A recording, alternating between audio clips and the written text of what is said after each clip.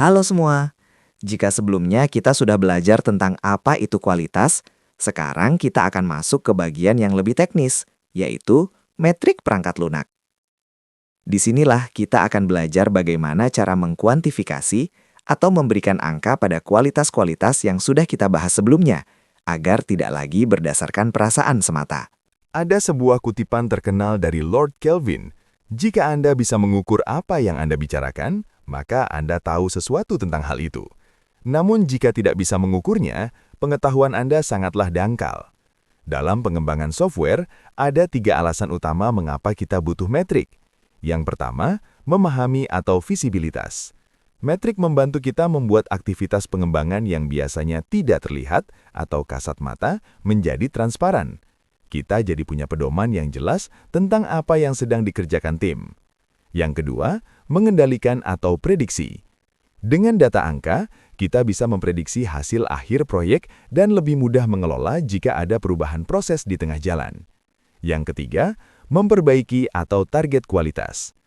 Metrik digunakan untuk mengevaluasi apakah alat bantu baru yang kita pakai benar-benar efektif dan memandu kita untuk terus meningkatkan kualitas software secara berkelanjutan. Analoginya, bayangkan kalian sedang diet. Kalian tidak bisa hanya bilang saya merasa lebih kurus. Kalian butuh metrik berupa timbangan berat badan agar tahu secara pasti apakah program diet kalian berhasil atau perlu diperbaiki. Seringkali kita mencampur adukan istilah dalam pengukuran, padahal ada evolusi dari sekedar angka mentah menjadi sebuah kesimpulan. Mari kita bedah perbedaannya. Ukuran atau measure adalah angka kuantitatif absolut atau data mentah dari suatu atribut. Contohnya, kalian menemukan ada 18 bug atau error dalam aplikasi kalian. Angka 18 ini adalah ukuran mentahnya. Metrik, tahap selanjutnya adalah metrik, yaitu rasio kuantitatif yang menunjukkan sejauh mana sistem memiliki atribut tertentu dengan membandingkan 2 ukuran. Contohnya, kalian menghitung rasio 18 bug per 1000 baris kode. Angka ini jauh lebih bermakna daripada sekedar angka 18 tadi, karena kita tahu kepadatan kesalahannya. Indikator, ini adalah puncaknya. Indikator adalah metrik yang digunakan untuk menarik perhatian dan menunjukkan apakah target atau status tertentu telah tercapai. Contohnya, kita pasang sistem peringatan. Muncul bendera merah jika kepadatan bug lebih dari 5%. Jadi, jangan hanya berhenti di mengumpulkan angka atau measure, tapi olahlah menjadi metrik dan gunakan sebagai indikator untuk mengambil keputusan. Sebelum kita mulai menghitung, kita harus paham dulu anatomi dari proses pengukuran itu sendiri. Pada dasarnya, proses ini adalah tentang memberikan angka pada karakteristik tertentu. Ada 2 komponen utama di sini. Entitas, ini adalah objek dunia nyata yang ingin kita teliti. Dalam konteks kita, contoh utamanya adalah modul program perangkat lunak. Atribut, ini adalah karakteristik, fitur, atau sifat yang melekat pada entitas tersebut. Inilah yang sebenarnya kita beri angka. Contoh nyata pada sebuah modul software, jika kita mengambil sebuah modul program sebagai entitas, kita bisa mengukur beberapa atributnya, seperti waktu pengembangan, misalnya modul ini selesai dalam 120 jam. Panjang baris kode, misalnya modul ini terdiri dari 2.500 LOC. Jumlah cacat, misalnya ditemukan 15 cacat di dalamnya. Bayangkan entitasnya adalah seorang mahasiswa. Atribut yang bisa diukur adalah tinggi badan, misalnya 170 cm, berat badan, 65 kg, atau IPK 3.8. Mahasiswanya adalah entitas, sedangkan angka-angka tersebut adalah nilai dari atributnya.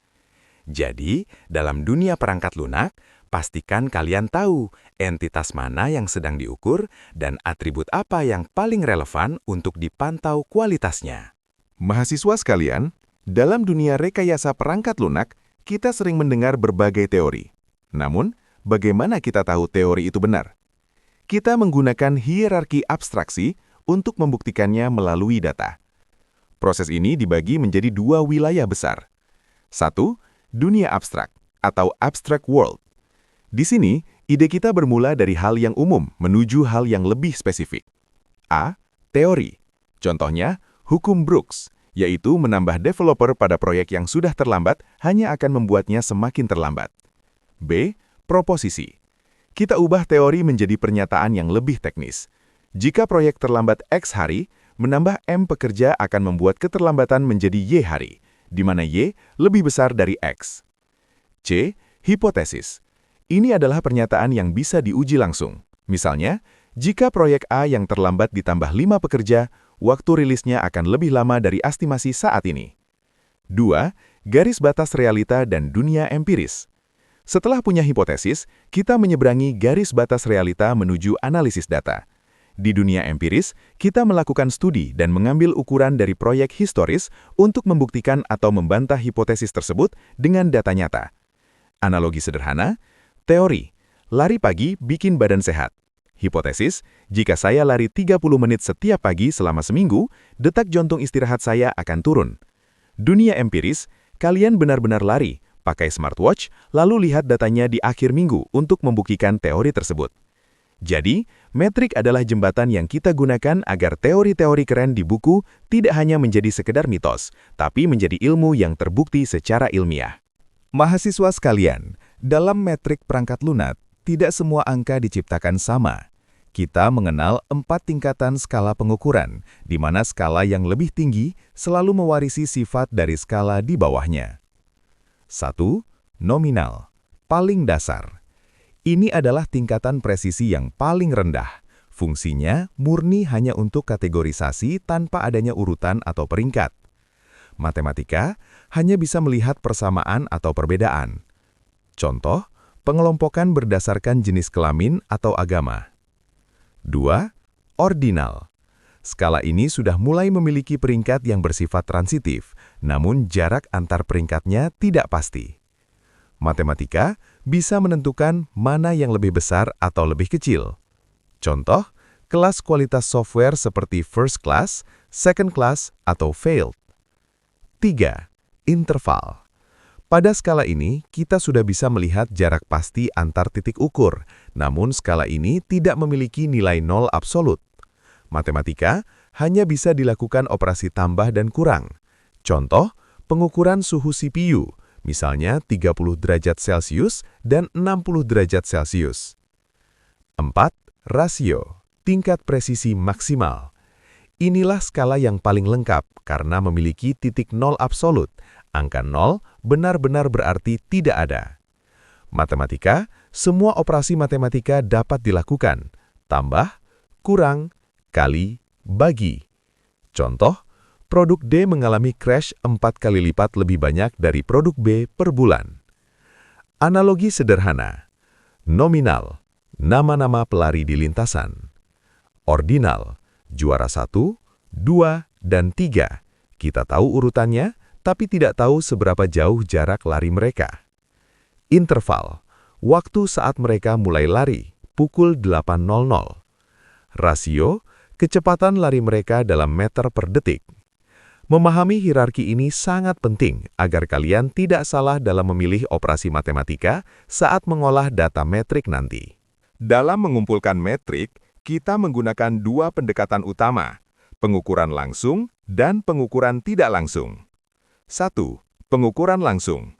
Pendekatan ini dihitung langsung dari observasi atribut mentah di lapangan. Contoh data mentah yang kita ambil meliputi durasi waktu proses, seberapa lama modul dikerjakan, panjang baris kode, LOC, seberapa besar ukuran kodenya, jumlah cacat ditemukan, berapa banyak kesalahan yang ada.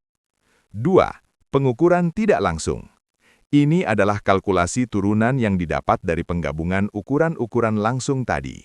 Disinilah kita mulai mendapatkan informasi yang lebih mendalam melalui rumus matematika. Kepadatan cacat didapat dari jumlah cacat dibagi panjang baris kode. Produktivitas didapat dari panjang baris kode dibagi durasi proses. Apa itu metrik yang baik? Agar pengukuran kita memiliki nilai quality stamp, ada 2 syarat yang harus dipenuhi. 1. Valid, harus benar-benar mengukur apa yang seharusnya diukur. 2. Andal atau reliable, harus memberikan hasil yang konsisten kapanpun pengukuran itu dilakukan. Analogi sederhana, pengukuran langsung, kalian menghitung jumlah uang yang kalian habiskan, Rp50.000, dan jumlah porsi makan, 5 porsi. Pengukuran tidak langsung, kalian menghitung rata-rata harga per porsi, Rp10.000, untuk mengetahui apakah gaya hidup kalian hemat atau boros. Jadi jangan hanya puas mengumpulkan data mentah, tapi olahlah data tersebut menjadi informasi tidak langsung yang bisa membantu kalian mengambil keputusan manajemen yang lebih cerdas. Dalam melakukan pengukuran, kita harus melihat dari 3 dimensi atau pilar utama agar mendapatkan gambaran kualitas yang utuh. Pilar 1, proses. Dimensi ini berfokus pada aktivitas yang terkait langsung dengan produksi perangkat lunak. Tujuan, untuk deteksi titik masalah dan peningkatan proses jangka panjang. Contoh pengukuran, durasi fase pengujian, rata-rata usaha atau effort per tugas, serta waktu respons penyelesaian bug. Pilar 2, sumber daya. Dimensi ini mengukur masukan atau input yang digunakan dalam aktivitas pengembangan. Tujuan, digunakan untuk estimasi biaya, penjadwalan, serta evaluasi efektivitas alat bantu. Contoh pengukuran, kompetensi tim atau faktor manusia, kapasitas perangkat keras yang tersedia, dan efisiensi alat bantu perangkat lunak yang dipakai. Pilar 3, produk. Dimensi ini menilai keluaran atau artefak nyata yang dihasilkan dari proses pengembangan. Tujuan, menetapkan target kualitas sistem dan pelacakan potensi risiko. Contoh pengukuran, atribut internal, ukuran baris kode, dan struktur memori. Atribut eksternal, kualitas, fungsionalitas, dan keandalan, seperti mean time to failure atau MTTF. Dengan mengukur ketiga pilar ini secara seimbang, kalian bisa memastikan tidak hanya produknya yang bagus, tapi cara dan sumber daya pembuatannya pun efisien. Prinsip utama dalam pengukuran adalah jangan mengukur secara buta. Pilihlah metrik berdasarkan pertanyaan yang ingin dijawab melalui kerangka kerja GQM. 1. Tujuan, define goal. Langkah pertama adalah menetapkan tujuan besar yang ingin dicapai. Contoh, seberapa efektifkah standar coding XYZ yang baru diterapkan? 2. Pertanyaan, breakdown into questions. Turunkan tujuan tersebut menjadi pertanyaan-pertanyaan spesifik. Q1, siapa saja yang sudah menggunakan standar XYZ? Q2, bagaimana perbandingan produktivitas atau kualitas dengan dan tanpa XYZ? 3. Metrik, pick suitable metrics. Terakhir, pilih metrik yang paling tepat untuk menjawab setiap pertanyaan tersebut. M1, persentase developer yang menggunakan standar XYZ untuk menjawab Q1. M2, rata-rata ukuran, LOC, dan kompleksitas kode yang dihasilkan per hari untuk menjawab Q2 terkait produktivitas. M3, proporsi bug pada modul dengan standar XYZ versus modul lama untuk menjawab Q2 terkait kualitas. Dengan pendekatan GQM, kalian tidak akan membuang waktu mengumpulkan data yang tidak relevan, karena setiap angka yang kalian ambil memiliki tujuan yang jelas. Sebagai penutup pertemuan hari ini, mari kita resapi 2 kutipan filosofis yang menjadi landasan mengapa kita bersusah payah mempelajari metrik. Pertama, dari Tom DeMarco 1982. You cannot control what you cannot measure. Anda tidak dapat mengendalikan apa yang tidak dapat Anda ukur. Tanpa angka, manajemen proyek hanyalah sebuah tebakan. Kita tidak akan pernah tahu apakah proyek kita benar-benar sehat atau sedang menuju kegagalan jika kita tidak memiliki alat ukur yang valid. Kedua, pesan dari Galileo Galilei. What is not measurable, make measurable. Apa yang tidak bisa diukur, buatlah menjadi bisa diukur. Inilah tantangan kita sebagai insinyur perangkat lunak, mengubah hal-hal abstrak seperti kepuasan pengguna atau kerumitan kode menjadi data yang bisa dihitung. Pesan kunci, pengukuran adalah fondasi utama kita untuk mengevaluasi alat bantu, mengestimasi jadwal secara akurat, dan terus meningkatkan kualitas produk. Dengan menerapkan metrik secara disiplin, kita sebenarnya sedang membawa disiplin rekayasa perangkat lunak dari sekadar seni coding menuju ke tahap sains yang sesungguhnya. Sama seperti seorang pilot yang tidak mungkin menerbangkan pesawat hanya dengan perasaan tanpa melihat panel instrumen di kokpit, kalian pun jangan pernah merilis software tanpa memantau metriknya. Sampai jumpa di pertemuan berikutnya, dan pastikan setiap baris kode yang kalian tulis mulai hari ini memiliki makna yang bisa diukur.